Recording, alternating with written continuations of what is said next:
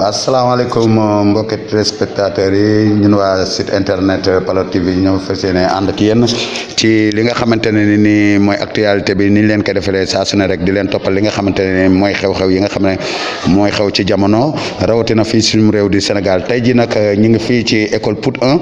toppal leen li nga xamante ne mooy BFM bi ku ne xam na ne période bi xale yi ñooy def examen ñi nga xam ne ñooy élèves troisième yi ñu taxaw ak ki nga xamante ne mooy président jury bi di Moussa Diallo moom tamit tey jii ñu ñëw vraiment mu yaatal ñu ñun waa Palo TV mu fas yéene ànd ak ñun ci li nga xamante ne mooy BFM bi Moussa Diallo ñu ngi lay nuyu di la wàcce sa coono di leen wax ne BFM bi ça c'est bien commencé depuis le 9 waaw accueil bi vraiment macha allah on a été bien accueilli par le directeur de l'école ak aussi au niveau de la population accueil bi sur le plan lekk gi naan gi doy na macha allah maintenant sur le plan travail macha allah sur le plan travail on a commencé avec la composition française après ñu def dictée TSQ biñ ci paree ngoon si ñu def SVT anglais looloo doon premier jour bi le lundi deuxième jour bi mooy tey commencé nañu mathématique bi ñu paree ñu def histo-géo incha allah ngoon si xale yi para génn nañu présentement ngoon si daal ñu def science physique ak éducation civique donc yëf yi daal noonu la tëddee maintenant par rapport ak li ñu doon xalaat nawet la ñu nekk xaw na metti tuuti bi ñu commencé parce que la veille dafa doon taw mais macha allah defar nañu saali ba nga xam ne accueil bi ça s'est bien passé donc sur le plan infrastructure amuñ pas trop de problème léegi sur le plan de la venue des élèves bu ñu amee 191 candidats am nañu 109 ay jigéen lañu 82 yi ay garçons lañu mais nag am nañu ay absence bëriwul nag macha allah fukk ak ñett lañu mooy 13 élèves qui ne sont pas présentés donc pour tënk daal noonu la ñu am pour le moment ci BFM bi ñaan yàlla résultat yi baax macha allah ba waa Pout gis ci seen bopp jërëjëf monsieur Faye. kay bi baax na trop par rapport ak année passée nga xamante ne vraiment président jury bi mu ngi doon lancer appel aux populations poutois di leen wax ne vraiment bi ñu ñëwee ba léegi accueil bi des na ba finalement deuxième tour bi ci la gars yi door a ñëwee mais je me dis que ne cette fois-ci dès le premier tour AP bi jàpp na ci le directeur d'école jàpp na ci le maire de la commune de Pout jàpp na ci kon daal bu ma déggee sa wax daal fi mu toll nii mbiru tukulóor yi daal ci seen côté alhamdulilah. waaw macha allah parce que dañu amoon écho défavorable. ñu ne woon Pout moom souvent l'accueil n'est pas bien fait mais bii ma ñëwee la veille laa gis waa APE ils m'ont interpellé wax ne ils vont tout prendre en charge donc ñaxtu bu daaw bi faj na ren donc macha allah ndekki am na. añ am na donc les conditions vraiment sont favorables fekkoon daaw looloo amoon ren loolu amoon macha allah waaw. léegi ak xale yi. bon xam nga man nag président de jury. bon fa dinaa am aperçu ci sujet yi. mais professeurs yi ñoom ñoo war gën xam lan la ñu joxe. mais ci sama gis-gis du ma ne metti na du ma ne jafe na parce que candidat moom mooy def président jury deful mais ci ñaan daal résultat yi tane. amiin waaw loolu la yi waxuñu ci trop mais ku nekk xam na boppam donc enseignants yi jël nañu seen matukaay élèves yi jël nañu seen matukaay mais joxewuñu ay directives ne kuy ñëw na indi masque ku ñëw indi masque loolu daal pour wax dëgg tamit loolu def nañ ko macha allah gisuñu fi benn problème au niveau sanitaire donc am nañu fi ay ndox am nañu fi ay ku nekk ñëw raxasu préparé wu takk sa masque parce que nit ñi communication boobu jàll na depuis donc du toujours ñu leen waaw war nañ leen di rappeler toujours à l'ordre mais nit ñi seen bopp xam nañ ne feebar baa ngi fi donc ku nekk jël na sa matukaay daal booy ñëw loolu daal laa ci mën a wax. waaw ci côté tamit ñi nga xamante ni comme bac bi nga xam ne bëri woon na ay ñi nga xam ne dañ doon tricher ñu jàpp leen BFM bi loolu dal na leen wala dalagu leen. waaw dalaguñu macha allah parce que dañu jël ay directives ba pare ay recommandations tout ce qui est portable ñu bind ko ci bunt bi sensibiliser élèves yi wax leen bu fi portable ñëw surveillants yi mat nañu donc ñi ngi def seen liggéey donc xale yi aussi ay nit lañu donc boo leen artoo wax ak ñoom du ñu wax ne du am de mais def nañu ba suñu kéemtalaay kàttan ba gisaguñ fi dara yàlla na sax yàlla na continuer. yéen a fi combien de jours. waaw pour le moment il faut que premier tour bi jàll ba pare bu ñu defee délibération après xam naa ne daal leen mën wax ñaata jours lañ fiy def. mais daal altine talaata àllarba la ñuy pare premier tour. waaw xamaguñu nag délibération bi xam naa ni daañ leen woo buñ ci paree bu ñu demee IEF ñu jox ñu deuxième tour yi après ci la ñu mën xam kañ la ñuy pare incha allah. merci Moussa Dia sa kàddu gu mujj. waaw xanaa di leen remercier par rapport ak seen acte bi ngeen def parce que communication léegi moo xew il faut que gox bi fi ñu nekk ñu wax leen ne les conditions wax leen élèves yi ni ñuy doxalee wax leen examen bi ni muy dox donc daal di leen remercier di ñaan yàlla ñu tasewaat fi incha allah. waa léegi bi ñu jógee ci ki nga xamante ne ni mooy président jury monsieur Diallo ñu ngi taxaw ak monsieur Ndiaye moom tamit di kenn ci ki nga xam ne professeur la yor ci xale yi nga xamante ne ñooy def BFEM bi kon tamit dañ koy taataan suñu micro ñun waa Palo TV mu wax ñu ban gis-gis la am ci li nga xam ne mooy BFEM bi monsieur Ndiaye ñu ngi lay nuyu bu baax di la ziar. ñu ngi leen di sant sama mbokk yi ñu leen sant bu baax ci seen ñëw fii. ñu ngi leen di teral di leen dalal jàmm wax dëgg yàlla lii lu rafet la di xool jàngalekat lu ñu jànkonteel ak li nga xam ni maanaam moom la ñu nekk fii duñu sant du ñu def lu dul sant di leen gërëm ci lool. man nag li ma ñun sommes une équipe daal ñun président jury monsieur Diallo ku baax la li mu wax rek moom kenn mënu ko dindi li mu wax rek moom la daal xëy na. cere bi mu neex ñu suñ ko sifee tamit dafay gën a neex rek mais li mu wax moom kenn mënu ko dindi wax dëgg yàlla fii moom ñun perception bi ñu amoon fii moom mooy pour moom seen accueil baaxul moom ba may ñëw sax maa ngi indaale samay matuwaay ma ne su fekkee ak lu muy demee ma jël samay matuwaay yooyu mais yàlla def vraiment une grande surprise. ba ñu ñëwee wax dëgg yàlla gars yi teral nañu ndékki nañu añ nañu ñaari yoon wax dëgg yàlla fii moom kenn du fiy jóge mukk ne dafa xiif wala dafa mar wala dafa jaaxle maanaam ci wàllu hébergement aussi wax dëgg yàlla ku fi fanaanul tamit dafa la neex voilà souvent les gens aussi préfèrent étant donné que la plupart Thiès la ñuy jógee ils préfèrent rentrer sur Thiès parce que Thiès soriwul quoi. mais képp ki nga xam ni fanaan noonu na fii aussi du vraiment du am problème waaw wax dëgg yàlla ci wàllu googu loolu lay wax daal ci wàllu kii bi aussi protection bi sanitaire bi aussi foofu moom wax dëgg yàlla am na ay failles quoi am na faille quoi parce que ku indaalewul sa masque fii soo ñëwee fii kenn lu jox masque amul fii maanaam matuwaay bi ci boppam amul fii voilà donc vraiment loolu tamit ñi ngi ñaax nguur gi di ñaax aussi la commune yu mel ni kaa yoo demee nii ñu jël feebar bi fu mu toll fii ñu jël suñuy matuwaay ñu jël seen matuwaay aussi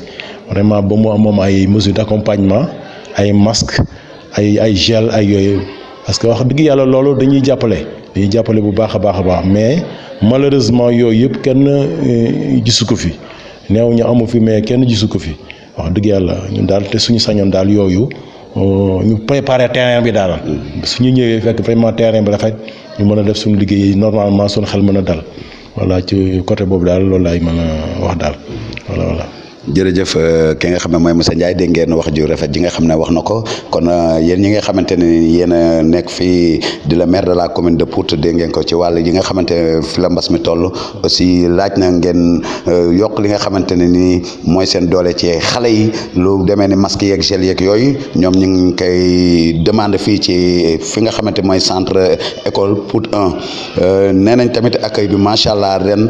niñ ko defee tamit bëgg nañu déwén mu yokku parce que gan bu ñëwee bàyyi këram bàyyi léppam ñëw ci yow da nga ko war a teral loolu alxuraan la yàlla wax na ko boo amee gan doonte yéefar la sax da nga ko war a teral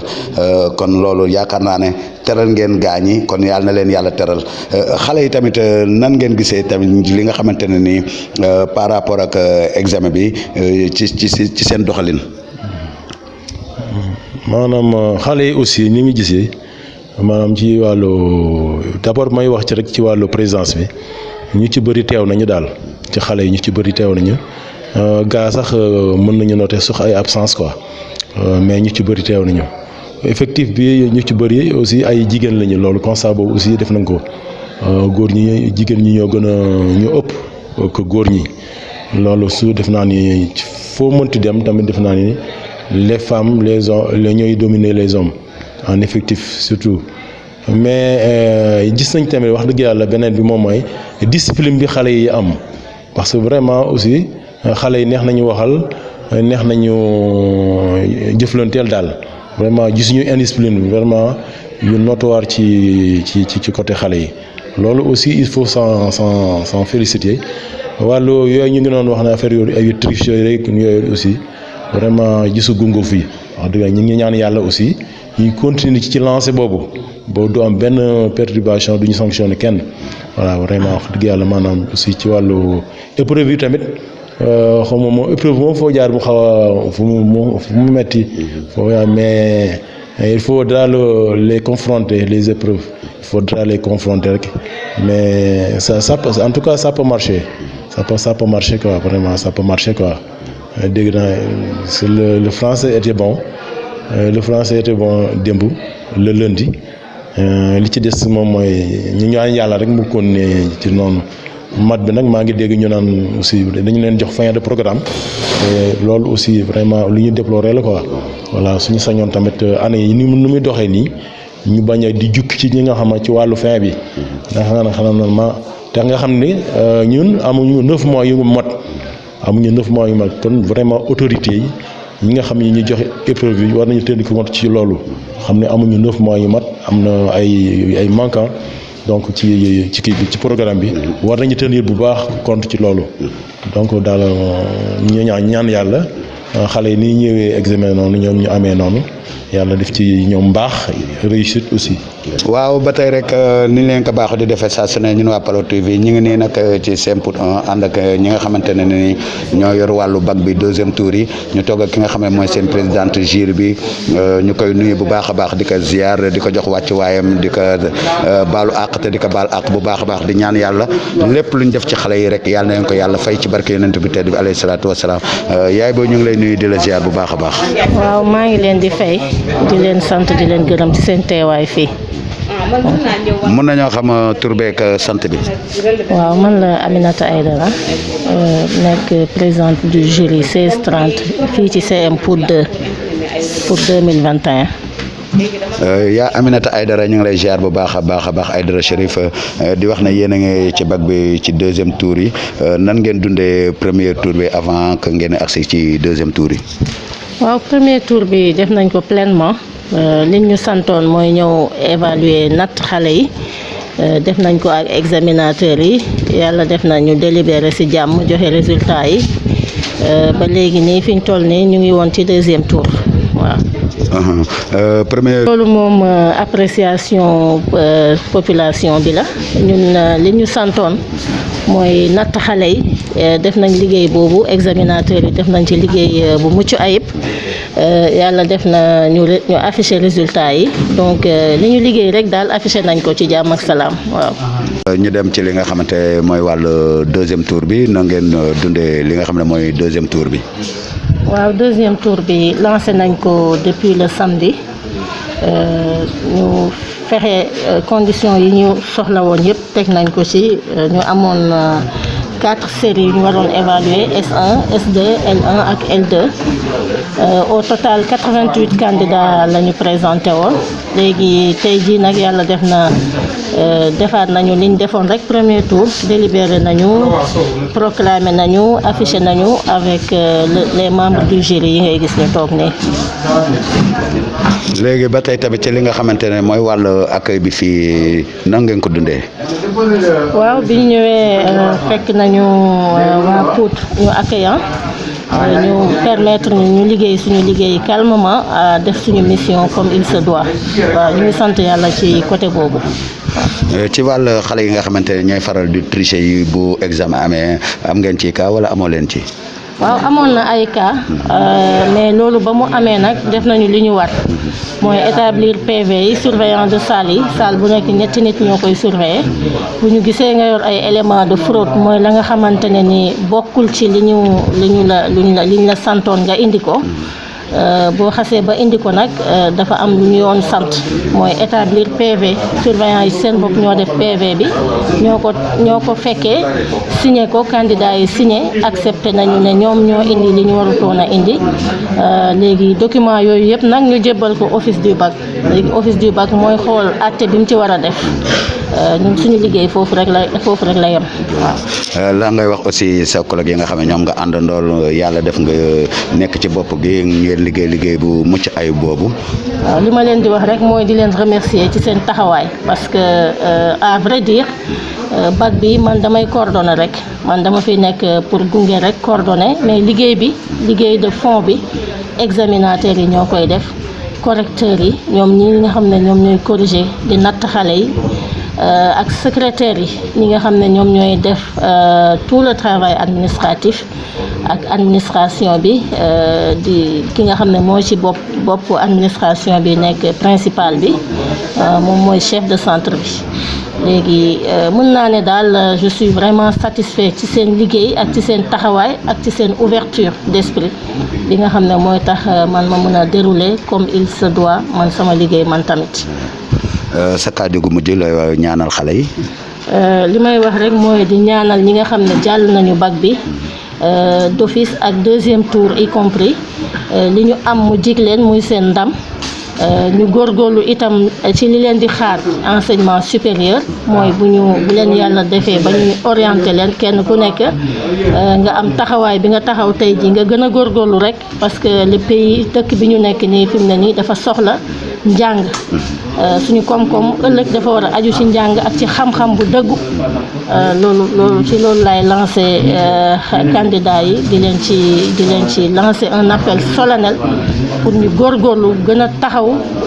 gëm njàng gëm ne seen réew ñoom ñoo ko war a yor ëllëg ñi nga xam ne nag yàlla def na amuñu ñu xam ne amuñu chance ren ñu gën a defaru jiwaat ëllëg ñu taxawaat yàlla defal leen ndam ñoom it ñu mun a fekki ñooñu ca université incha allah.